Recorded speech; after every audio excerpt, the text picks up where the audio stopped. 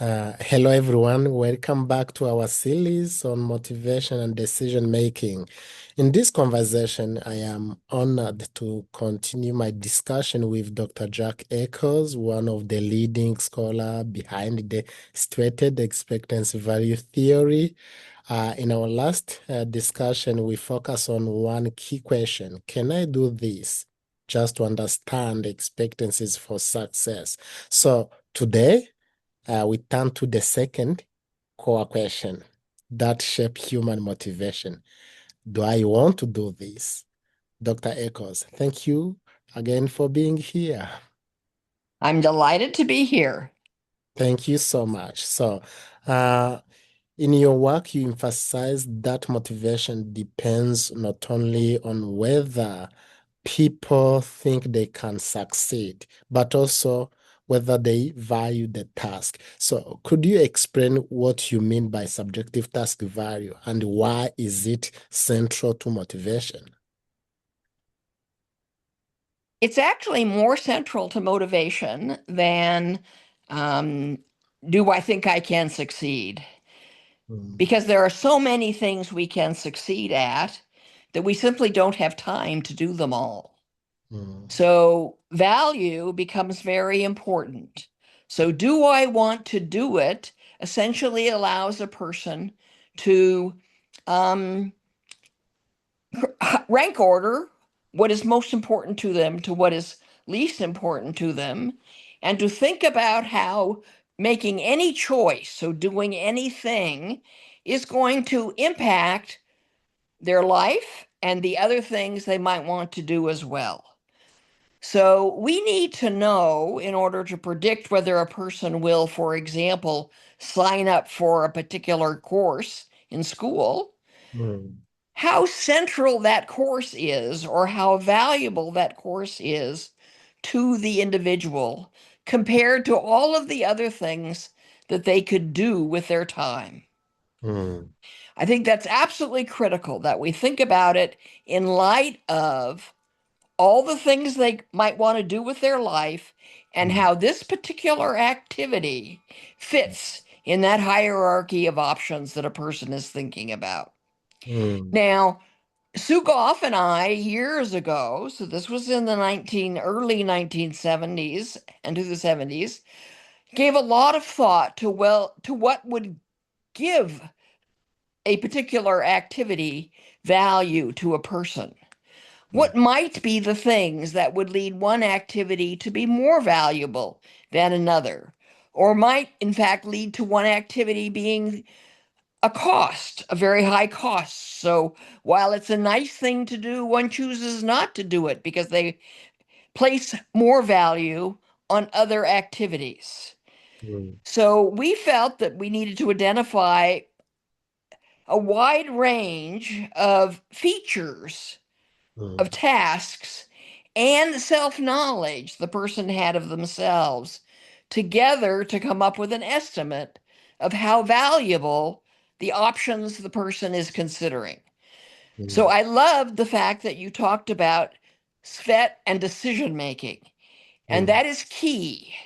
We mm, were most interested in how one picks mm, amongst various options, mm, and value becomes absolutely central to it.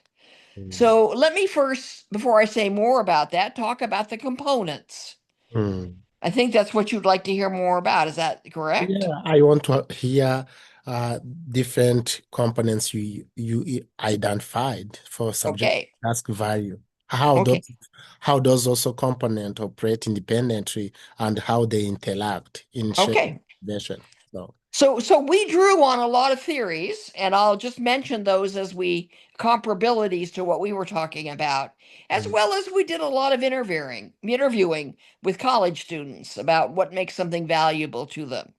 mm, And if you look across the existing literature and what we heard talking to people, we came up with a set of things that we think are sort of key mm, to the value. The first out of those is really based in the literature on intrinsic motivation. mm, So many people, many theorists have said, look, people do things invest more energy in things they want to do that they think they would love. And so one could think about intrinsic motivation, that I do it because I want to do it, in a variety of ways. And the first most basic of those would be, do I enjoy doing it? So they would say, I love doing math, so I'm going to take a math course. I love reading. I love spending my time reading. So I'm going to take a literature course where I get lots of opportunities to read. Alternatively, I love playing football. And so I would, in fact, going to spend a lot of time doing football because it just makes me feel good. So that's what we mean by intrinsic value, that a specific activity can be more or less enjoyable to various people. And that will contribute to the subjective task value. So keep in mind, subjective task value is how all of these things aggregate in the person's mind. So no one of them is sufficient. It's how they are integrated that will give a task value.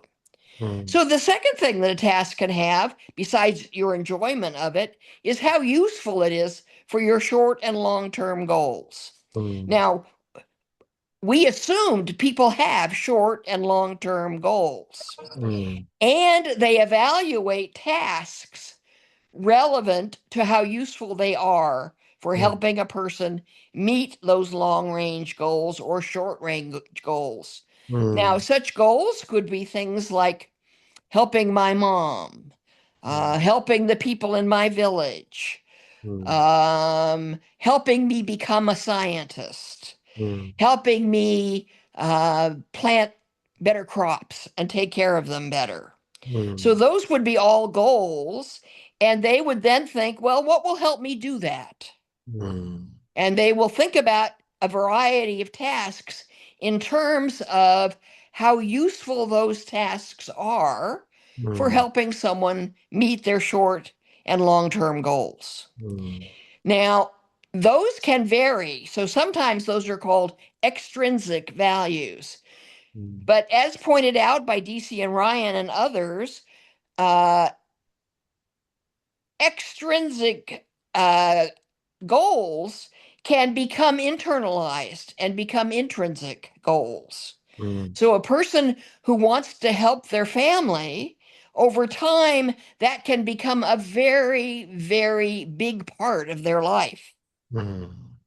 So at that point, it becomes very internal. It becomes meeting that long-term goal meets a very important part of a person's identity, a very important part of what the person wants to spend their life doing.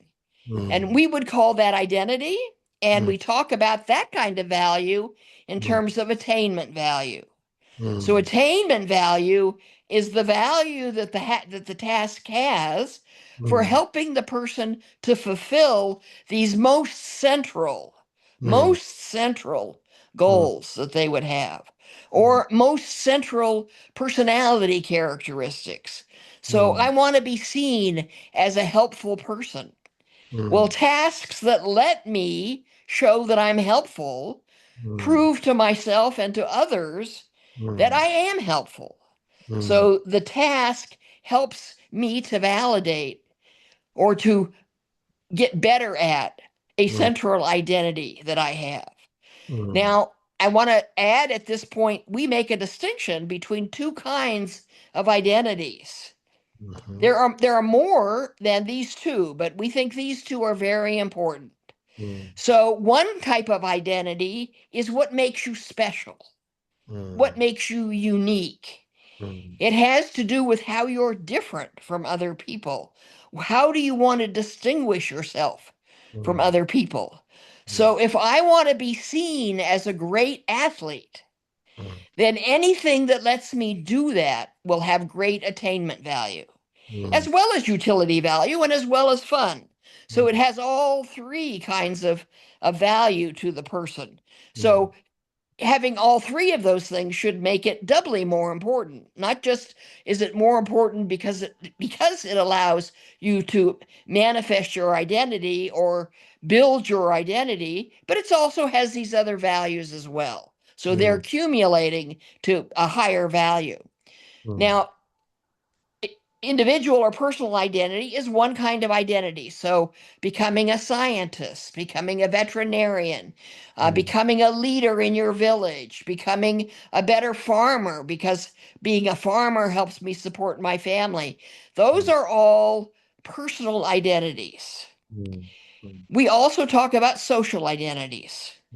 Social identities are identities that you have that allow you to belong to particular groups. So they give you access to those groups. And so they're not about distinguishing yourself from somebody else. They're about having a group membership identity. And an example of those could again be sports.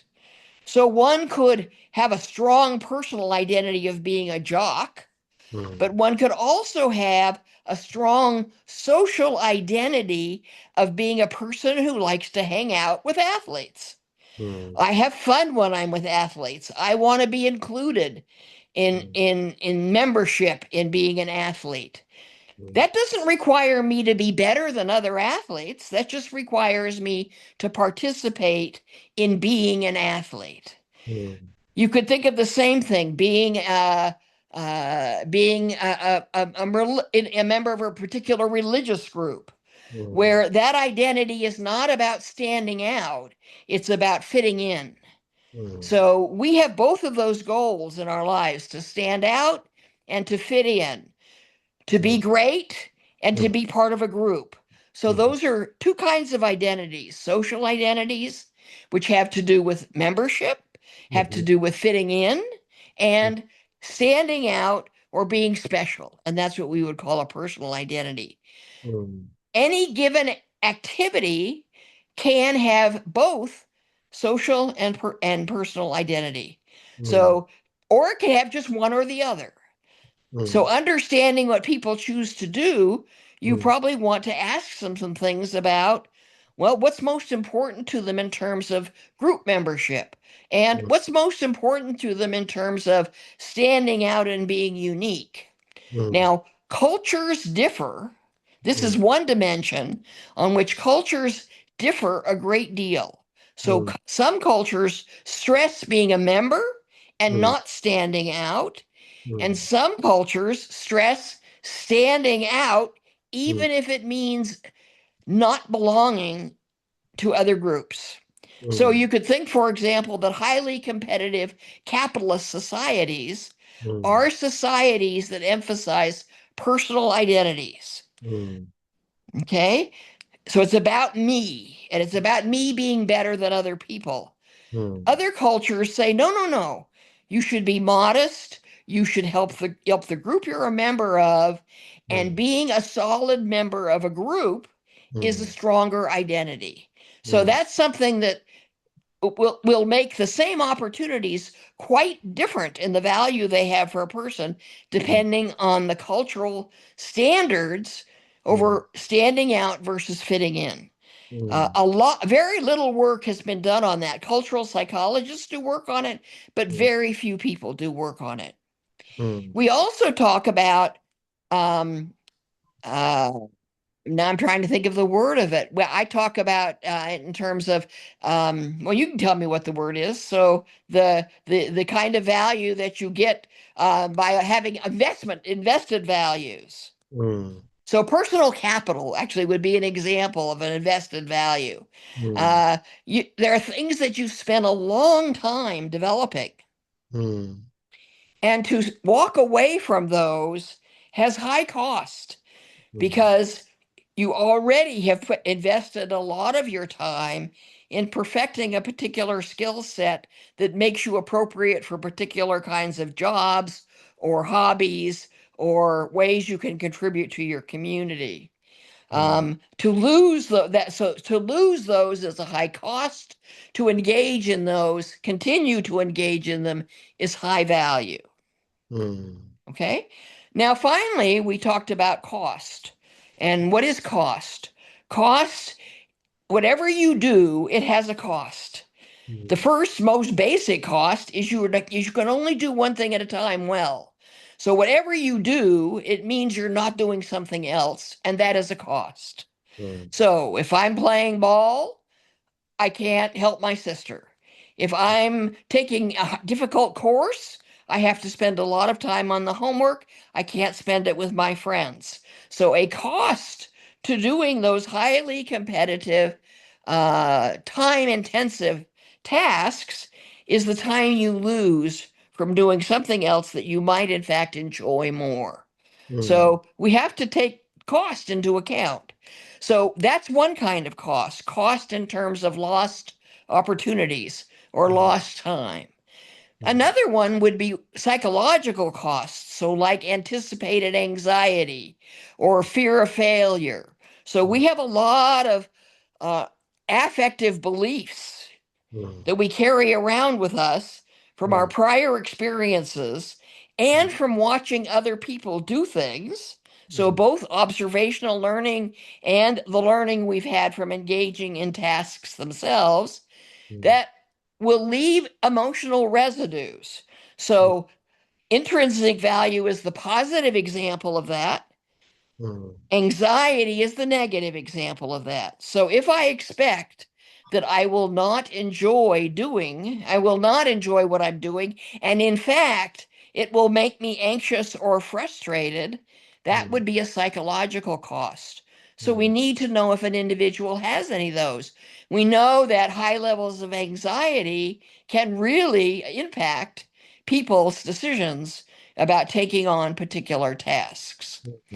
There are other examples of costs that you can look at, so that you can look at in more detail, and they all have this kind of characteristic of it argues, it goes into the formula as a negative component. Okay. Now, not all costs are negative. So let me step back a minute and talk about anxiety. So we talked a little bit in the previous video about people aren't going to necessarily want to do the most difficult or the most easy. They don't want to do the most difficult because they're afraid they'll fail. They don't want to do the most easy because it's boring. But somewhere between those are going to be tasks that are difficult but doable. And they're going to raise anxiety and stress, but they're worth doing anyway. So that's where someone can say, yes, I'm anxious about this, but it's highly valuable. And the anxiety is, in fact, part of what makes it valuable because I have the opportunity to challenge myself. So that's another kind of cost, but it can have both positive and negative impacts depending on how extreme it is. So if anticipated anxiety just means I get more engaged, it gets more interesting. I put in more time. I worry about failing a little bit, so I work harder. That's a good outcome of that kind of cost. If it tips over this optimal point and starts to get too stressful, then anxiety in that sense will have a negative impact. So when we think about cost, it can have both a positive and a negative impact depending on the hierarchy of activities you're thinking about. So you may think a specific activity, even though it's anxiety provoking, is more important to you than another activity that doesn't raise any anxiety at all. So you need to keep both of them in mind. So that's really the way we've been thinking about cost. Another way that these things fit into culture is, and this goes back to social identities, are identities related to roles. So we talked a little bit when we talked about the basic theory that things like gender or race or social class or mm, religious group membership, mm, or being members of particular crowds, mm, all of those have beliefs or place different values on mm, different activities, whether mm, you should do it or avoid it. So, mm, for example, if you want to be seen as a very feminine female in a mm, particular culture, then tasks that allow you to do that will mm, have high value. mm, So, if being a good dancer is a part of being a good female, mm, a woman will a girl and a woman will put a lot of effort into learning how to dance mm, because that's seen as related to her gender role. mm, If knowing how to take care of young children is an important part of the female's role, mm, she activities that allow her to take care of children, including having children, mm, will have high value to her. mm, On a male side, if you want to be a very masculine male, then mm, you will want to look in a certain way. You will want to engage in certain activities. So we need to know something about the culture that a person is in, as mhm, well as how much value, how central to them these mm, social roles are.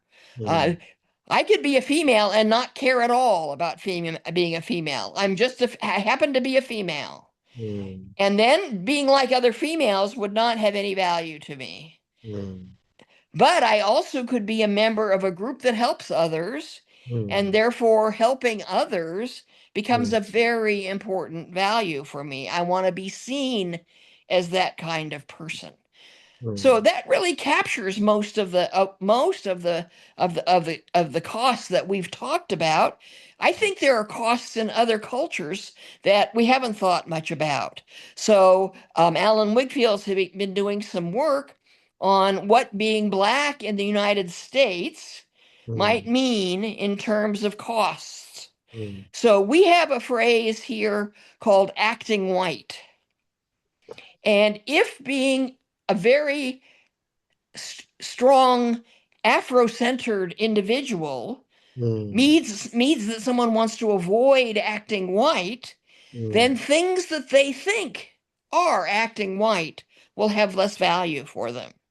But mm, you need to take into account both things.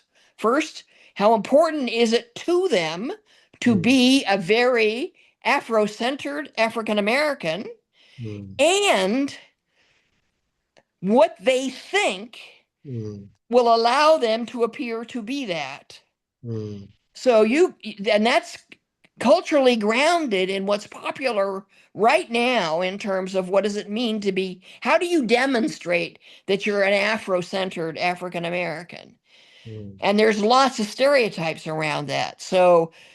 But you need to know, just like the example with being a female, you need to know both things. You could be African American and not care at all. You just happen to be an African American, and mm, therefore you won't vary your behavior in order to appear more African American. You will mm, just That will just be part of who you are, mm, and you will know things about what that is that will inform your decisions, but it won't be a central component of you.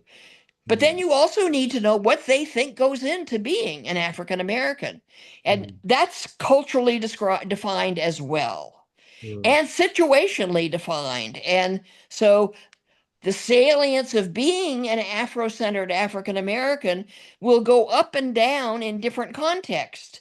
So mm, if they're in a context where that's a very central aspect of the context, so they're at an Afro-American festival, mm, that could make that identity very salient. And they mm, might do different things in that setting than they would in a college classroom. mm, So that's why we call it situated. You need to take into account mm, all of those characteristics. So mm, now, how do we add these things up? How do mm, we put them into a model? How do we understand how they work together? mm, That has been much more difficult to study. We don't know how to do that now. There are people that will do factor analysis and put them all on a higher order factor. So they will weight them based on a factor analysis at the super level. So we won't pit them against each other. We'll aggregate them. You can add them up, or you can take the average of all of them. But that assumes everybody's doing it the same way. And I don't think that's true. I think different people weight these different aspects of the value of the task in different ways. And the context will have an impact on how you weight these different things. So that, as I said, if you're at a dance, then doing schoolwork will have no value at all to you. So, and you won't even think about that. You'll think about something else. You'll think about him in this group. Now, being dancing and doing well in dancing is important to me. I will pay a lot of attention to that, and I will invest my time in that setting. And I won't think about my future career at all. So, what goes into this thing called subjective task value is one of the places where situatedness is extremely important. And I would hope for future generations of scholars, they would work harder on how do you create person-centered constructs that take into account all of these different types of subjective task value. Wow. So I would like you to talk more Okay. regarding when it comes to the choose of field of study, let me say career path. So how does subjective task value influence major life decision? For example, sometimes where it may be someone can say, oh, it's difficult task. It's a very difficult task. And cultures have handled it in different ways.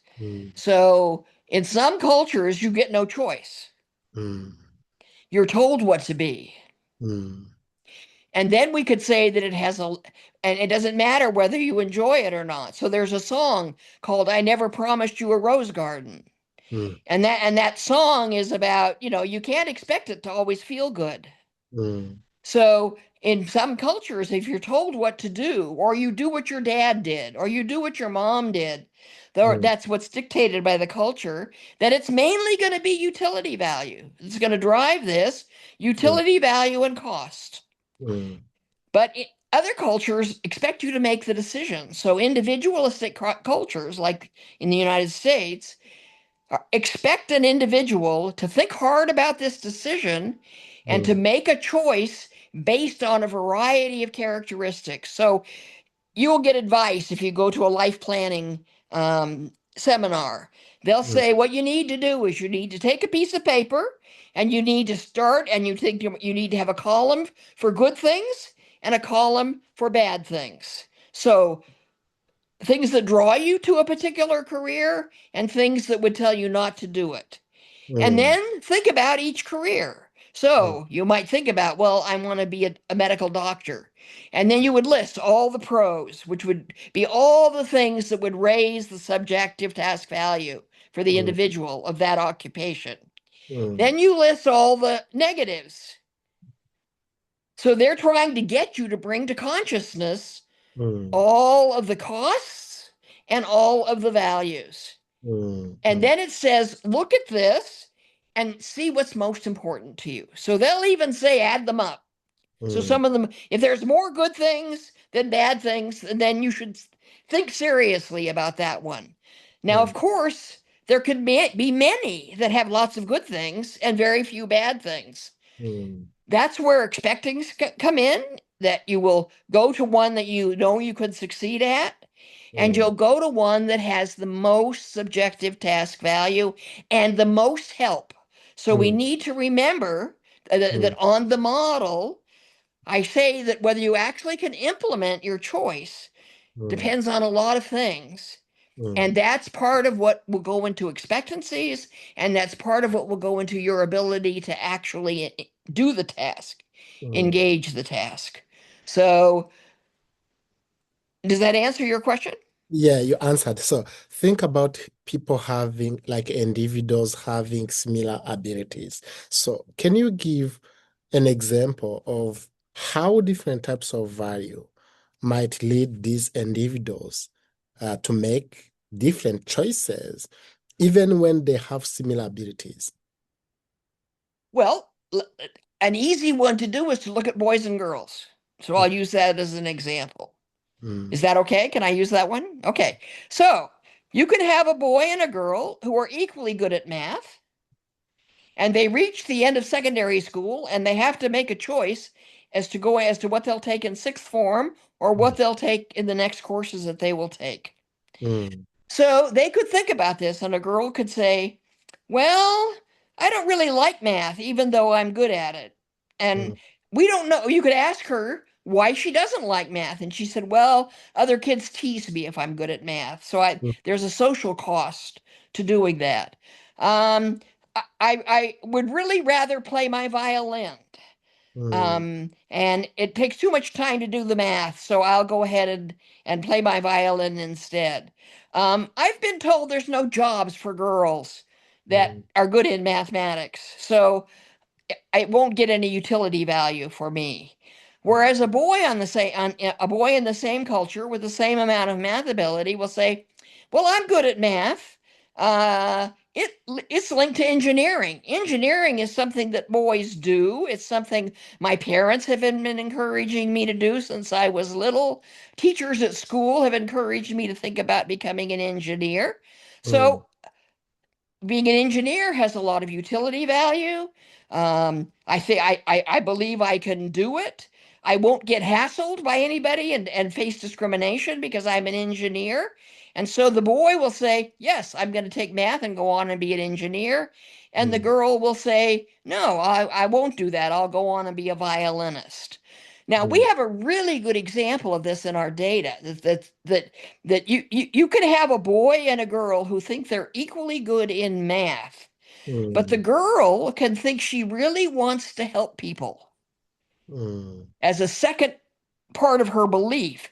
That's consistent with being a female. She will have had opportunities probably in her life to take care of other kids. mm, And the boy may say, I'm not really wanting to help other people. I want to make lots of money. I mm, want to have a secure job. I want to be able to move where I want to move. mm, So the girl will say, okay, I'm going to take math because that will help me become a doctor.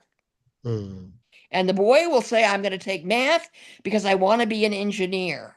mm, And and you will find 10 years later, the mm, girl who's good in math mm, will be more likely to have ended up a doctor, and the boys who are good in math will be more likely to have ended up being an engineer. And mm, that is, in fact, now true in the United States. mm. So girls used to not go into math as much as boys. Now they do, but they do it for different reasons. Mm. So It's a that's an example. it's a value problem. That's right. It's a value problem. It's not an expectancy problem. And it's a value problem about the way the culture has Mm, created the pathways to mm. becoming a doctor and to becoming an engineer. So You may not really need math, but mm, medical schools require math. mm, So that's been set up by the culture that that's part of becoming a doctor. You also take some other courses that the engineer won't take because mm. it's critical to becoming a doctor. So in that case, how can educators recognize when low motivation is driven by low perceived value? Wait till the dog stops. So, I mean, like, how can educators, like teachers, recognize that low motivation is driven by low perceived value? How can Okay. they recognize? Well, one thing they can do is Mm, stop saying a kid is not motivated. Everybody is motivated. mm-hmm, They may not be motivated to do what the teacher wants them to do, mm-hmm, but it's not that they're not motivated. mm, So the teacher can ask the child, well, mm, what do you like? mm, And you see if the teacher mm, can uh, structure the math lessons. I'm mm, just using math as an example, yeah. but can structure it in a way that better meets what mm, the kid is motivated by. mm, And I can give you an example of that. Let me give you a concrete example of that. mm, In Texas, mm, they had identified a group of young people, eighth graders, so they were in secondary school, mm, who were failing in math. mm, Actually, in this case, they were failing in reading. mm, And the teachers thought they were going to just drop out of school. mm, But the kids did read better than a second grader. mm, So what they did was to take those kids, eighth mm, graders, who mhm, could read better than a second grader, mhm, and they let them tutor the second graders. mm, Now the individual is seen differently. They're not seen as failing, they're mm, seen as being an asset to the school. mm, What that did was given a value to the individual to learn to read better. mm, Within a year, those people who were only reading at the second grade level were now reading at the eighth grade level, mm, mm, because the motivation to learn to read had to do with their being able to help younger kids. mm, So this was an example of where the school, rather than saying, you're not motivated, that's why you're not learning, mm, saying, well, what might motivate them? Helping their younger siblings. mm, mm, And then they structured the opportunity for that to happen. mm, mm, So I think a big step on this value side mm, is to find out what are the things that do motivate a child, and then help the child see the relevance mm, of that for them. mm, mm, So another intervention that's been done in the United States a lot is what they call a utility value intervention. mm, And mm, they have the students, this has been done at high school mm, and elementary school and university. mm, They have the students who are taking a course mm, that they may not be motivated in, so math or science or reading if they're having trouble reading. mm, And every month or every week, they mm, ask the kids to write a couple of paragraphs mm, on how what they've learned is useful to them. mm, So they get them thinking about mm, how this is useful for them. mm, mm, This intervention helps kids' motivation mm, and their expectations. So they come to have more confidence in what they're doing, and they come to see the value. mm, So that's another thing teachers can do mm, that will help. mm, mm. Wow, that's really very good. Um, it's good to understand how interventions um, uh, can be successful by increasing utility value. So, Yes. when it comes to attainment value and identity, so how does I know you talked about it, but I wanted to understand how identity influence what people value and how does this shape their choices. Okay. Hmm. Are you going to be able to get the dog out, or should I put the I, dog? it's fine. It's fine. Okay. Okay. So how do people so identities form Mm, over a lifetime, and mm, they can change over a lifetime. mm. So what Velcro, stop it. Velcro.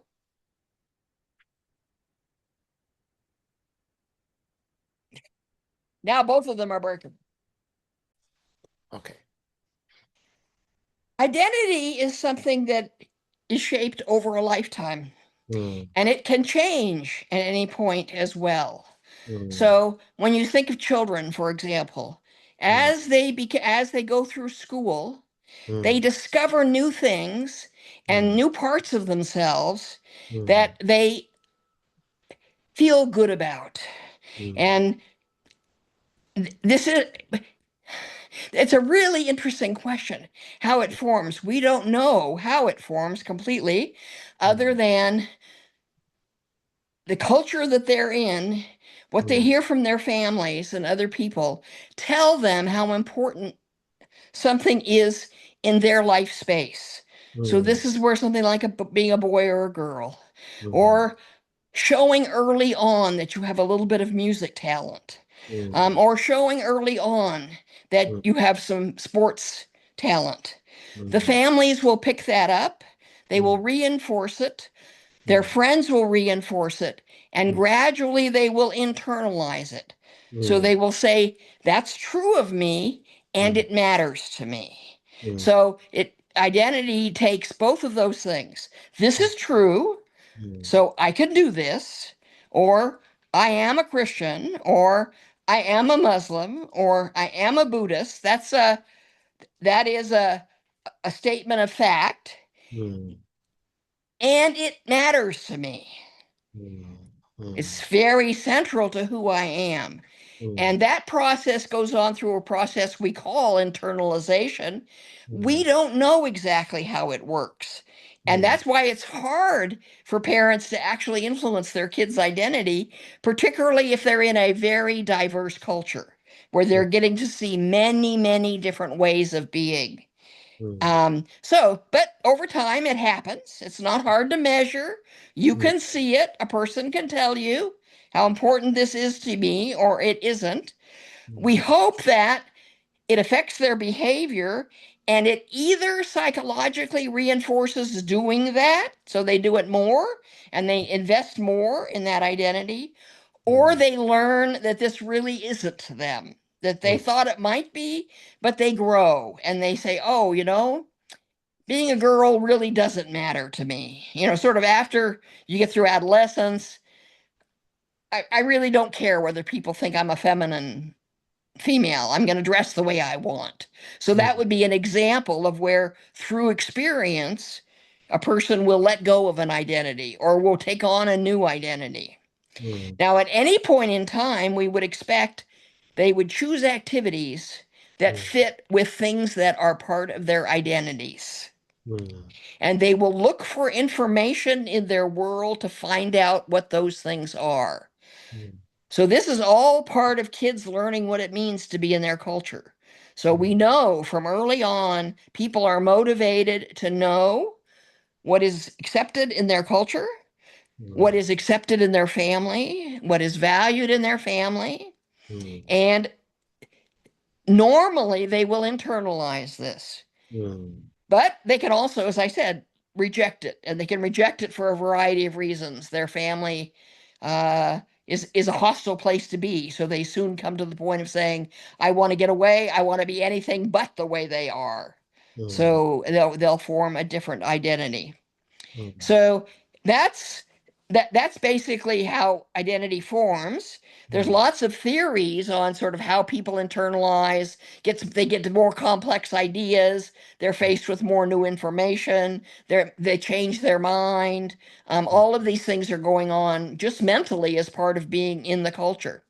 And because they've been internalized and they are important, the person thinks they're important, then other things that are associated with that also become important. They have value because they allow you to be the kind of person you want to be. And that's true for both personal and social identities. So you can imagine social identities, it's very easy to think about when you're in school. Being a student is a social identity that a person will either want to be part of or not. So I am a perennial student myself. Any way I can stay in school, I will, because I love being in an educational setting. So I became a professor. I mean, I didn't know anything about becoming a professor until I finished college. And then I thought, oh, if I become a professor, I can stay in school forever. And I did. And my father at one point said to me, he knew that if there was any way I could find a way to stay in school forever, I would do it. And that he knew that from the point I was a young child. Now, another person would go to college not because they love being a student, but because it's necessary for a job that they want. So for them, the very same choice, I'm going to go to college or I'm not going to go to college, mm, is done for a different reason. mm, Some people want to be a professor because they love to learn. mm, Others because they think it's a high status job. mm, And you can watch people and mm, you can know right away why they're doing it. mm, So what I would assume is if you're a professor because you think it's a high prestigious job and someone offers you an even more prestigious job, you'll take it. yeah. Me, nobody could stop me from being a professor. I mean, they could have offered me all the money in the world, and I would have said, "No, I want to be a professor." Even if you don't pay me, I want to be a professor Mm, because I love learning and I love teaching. So mm, that's an example of how that would play out, and it would be different mm, across individuals. That's where individual differences come from. I think it's where a lot of cultural differences come from. mm, Um, Now, as I've gotten older, mm, so right now I see myself as being a person who goes to PT 3 times a week mm, because I need to stay alive. mm, If I didn't have to do it to stay alive, I would stop. It's mm, not part of my identity. mm, But it could become part of my identity. I could decide at some point, oh, I'm the kind of person who goes to PT, mm, and it's who I am, and I want everyone to know I do that. Then mm, it's taken on a very different role in my life. mm, mm. Now, Wow. well, I may stay or not stay in PT. Mm, Um, that's yet to be seen because I certainly don't have an identity as a PT goer or an exerciser. So if I didn't have to do it, I wouldn't. So that would be just an example of how one would take on a lot of time to do that. wow. That's really good.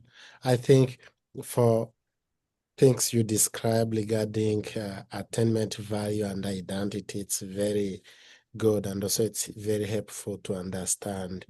Um, so regarding the cost value, we will come back to the next video talking more about the cost value. But before maybe we conclude, thinking about practical strategies. So what practical strategies can educators, policymakers, development practitioners use to increase subjective value?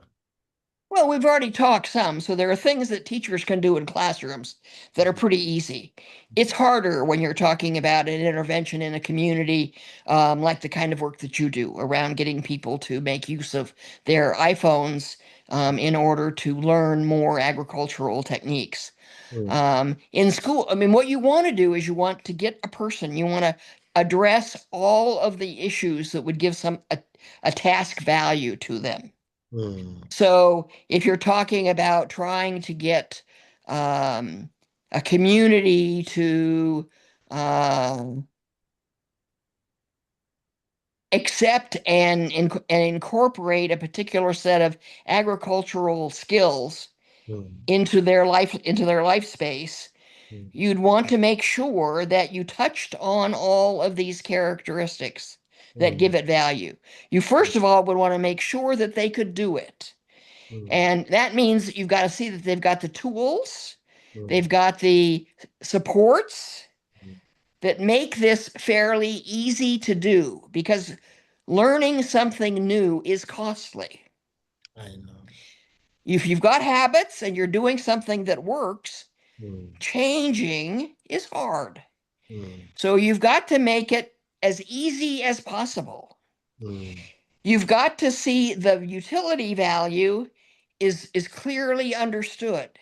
mm, mm, And it within a cultural setting, that's competing with cultural costs. mm, That's competing with sunk costs. mm, So you have to show that it's more useful mm, than what they're currently doing, and therefore it's worth the time to learn it.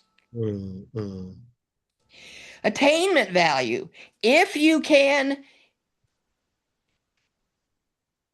well, what they would say is find an opinion maker in the mm, community. mm, Find the person that is the people look up to. mm, get them engaged so that they become a model. Like influencers, those people, Right, influencers, right, those who are respected in the right. community. Mm, And then over time, you would hope the person that's being influenced mm, internalizes this and they come to value it. It becomes part of their identity as well. mm, So you want to make that possible. You want to make the possibility of growing into a teacher and mm, teaching others mm, very clear. mm, mm, So I think a lot of interventions fail because they don't think about all of these things mm, and they don't take into account cost. mm, So the things that will stop it, prevent it from being taken in, absorbed, taken up, mm, practiced, and then incorporated into daily routines. mm, You need to understand what you're fighting against, mm, mm, what the individual is going to see as cost, and mm, reduce that as much as you can. mm. Wow, so it's very good how you are explaining, and also it reminded me to what you said earlier, how they have also to consider culture. So intervention can be effective when also they consider culture appropriate. Yes. So many interventions focus on expectancies, Mm, raising their expectancies. mm, That is not enough.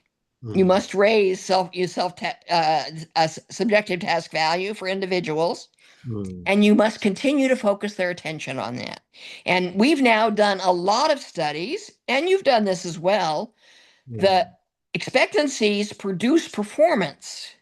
They mm, predict performance, but mm, not choice. mm. Subjective task value predicts choice. Wow.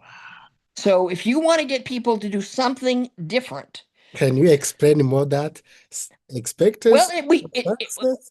yes, we've now looked at and in lots of studies, Mm-hmm. and you do have to want to succeed.